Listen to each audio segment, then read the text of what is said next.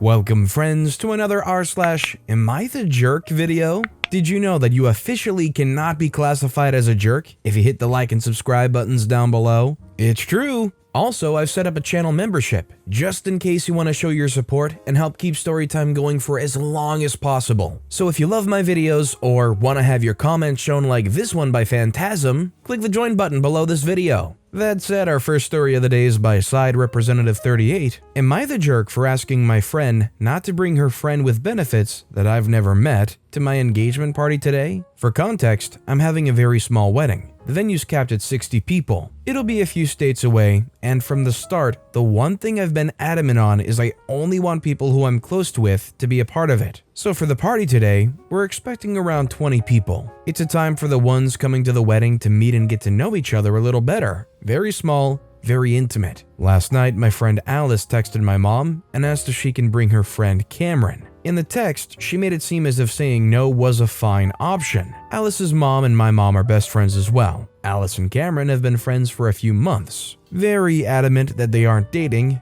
They do sleep together. I've never met him. My mom sent back the following text as a response. Hey, thanks so much for checking. Will you be upset or your feelings hurt if I say not for this? I know OP and OP's fiance kind of handpicked everyone they wanted to come celebrate with them. Those that mean the most to them. I'm sure they would love to meet him at some point. I'm just not sure tomorrow would be the best time. If it makes you feel better, I've had to tell one other person tomorrow is not the best time to meet someone new, and 2 people that they can't bring their dog. My sister being one. OP had a turn of events today. She's on her way to the city to pick up her friend from the airport. We thought she would be here tomorrow, but she came in this evening and will leave Sunday. Now Alice's mom, Karen, is furious. Alice is furious. Karen told my mom they had been planning on Cameron being Alice's +1 at the wedding. But the thing is, I never gave them a +1. I have a limited number of people, and +1s just aren't going to be feasible. It's why we're doing a lot of stuff in advance to make sure every guest in attendance will know and be friends with someone else there. But yeah,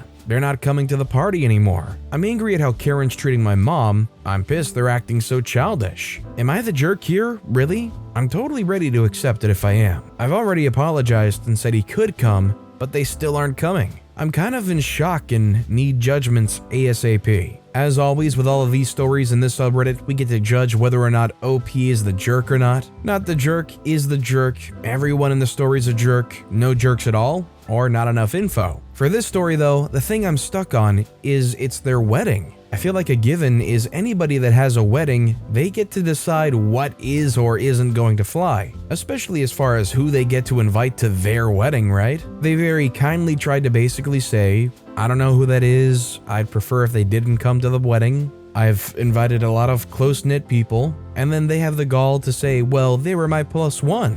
Well, they decided themselves that they were going to have a +1 to somebody else's wedding? To me, OP is definitely not the jerk. Do you agree with me? Let me know in the comments down below. Our next story is by an anonymous poster. Am I the jerk for saying that my kids can never be around mother-in-law's husband after what he did at Thanksgiving? We spent Thanksgiving with mother-in-law and stepfather-in-law. I always tell my kids they don't ever have to give hugs or kisses if they don't want to. My daughter, 5, seems to feel bad for mother-in-law and hugs her. My son, 7, chooses not to, and that's his choice. Mother-in-law is pretty much the only person he doesn't hug.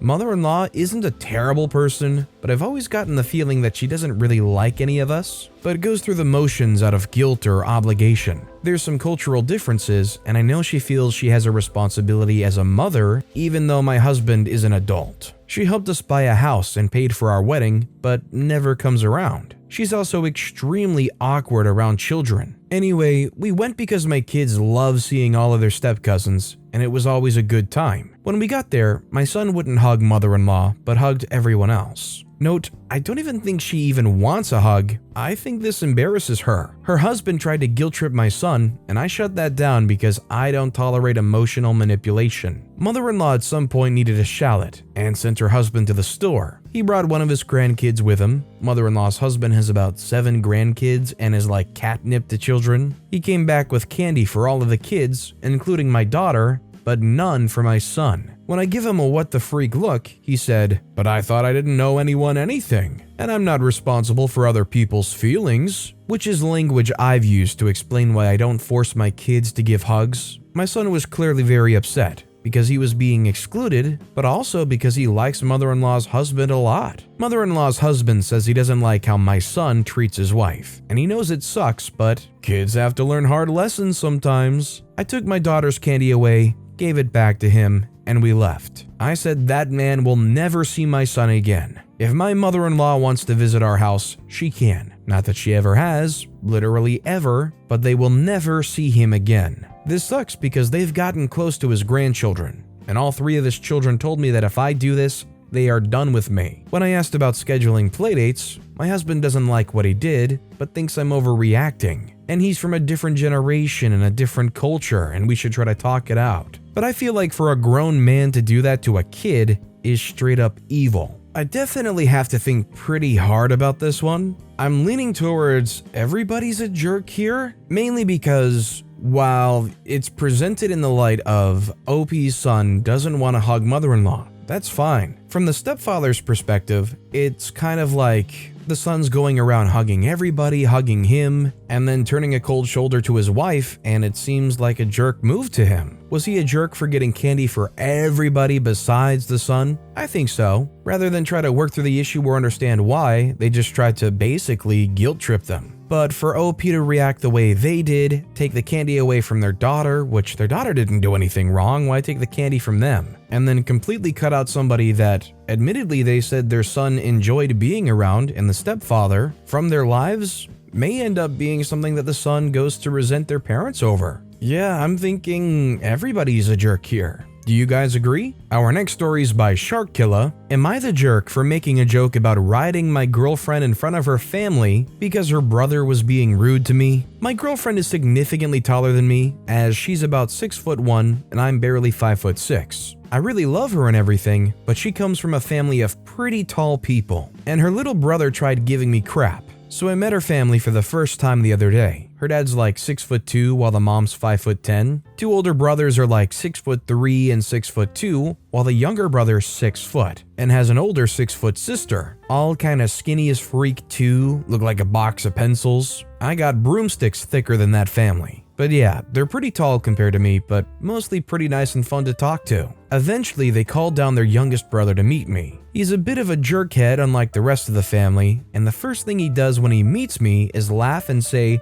"No way." I try to play it off, but he kept going and asked me if his sister gives me piggyback rides. I tell him, I only ride your sister one way, and it's not piggy, in front of her whole family. Mixed reaction as her older brothers laughed, while her sister and younger brother looked grossed out. Dad stayed awkwardly silent, while the mom awkwardly laughed and said, "Everyone should hurry to the dinner table before food got cold." My girlfriend and I hang back, and she asks me why I would say that in front of her entire family. I told her it was too good of a joke to pass up, and I kind of just instinctively said it. She groaned and we went to the table for dinner. All was good. Next day though, my girlfriend told me her parents started telling her they didn't think my joke was cool, and they felt awkward all night, so she wants me to apologize to them. I argue with her for a bit about it, but reluctantly agree to just get over this. I don't think what I did was a jerk move though. They should be the ones embarrassed for raising a rude son like that. Who's the jerk? I was willing to say that OP is not the jerk up until the point where they refused, or at least argued, over whether or not to apologize to the parents. I don't think, given the situation, it was totally ridiculous. I mean, to be fair, it kind of was kind of bad to say in front of the whole family. But if the parents want an apology, I think that's a pretty fair thing considering you said that about their daughter right in front of their entire family. Not to mention, what's with the whole section of the story kind of breaking down their heights and comparing them to broomsticks being thin and stuff? Just seemed kind of unnecessary to begin with. This next story is by Anonymous Browsin. Am I the jerk for not paying for my girlfriend's petrol after borrowing her car? I, 28-year-old male, scheduled a garage appointment last week, on a weekday, to have my car's original suspension installed and to change to winter tires. The garage I use is in my hometown, and I work in the city about 45 minutes away. Since my girlfriend, 24-year-old female, works from her apartment,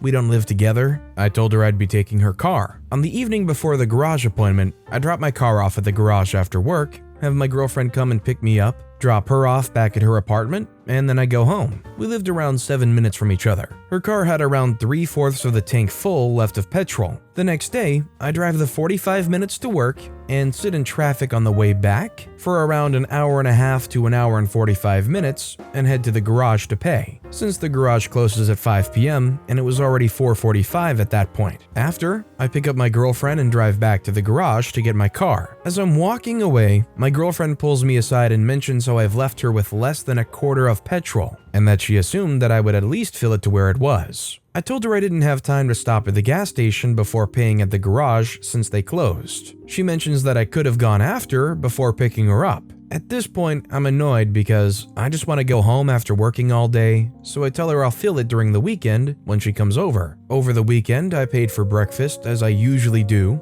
On Sunday evening, I mentioned that I'm going to go and put petrol in my own car, and she asks about filling hers up. I told her that I wouldn't be filling hers up since I'd paid for breakfast over the weekend. She points out that she also paid for our supper on the Friday. She bought ingredients and made me the cheesecake I asked for. I told her we'd take turns paying, and me paying for her breakfast was also me paying for her petrol. She then brought up that this was the second time in a row that I hadn't filled the petrol in her car after taking it for work, and that she wouldn't allow me to take her car anymore when mine's in the garage. I laughed in her face and told her I would transfer her $10 for the petrol if she was going to be so petty. I didn't transfer her any money or put any petrol in her car. It ended up costing her $70 to fill her tank. She did ask for the $10 from me, but I told her if she asked again, then she would be paying for herself at the dinner date I planned this weekend. She says that I'm a jerk that doesn't fulfill his promises. I told her that I didn't promise her anything. While OP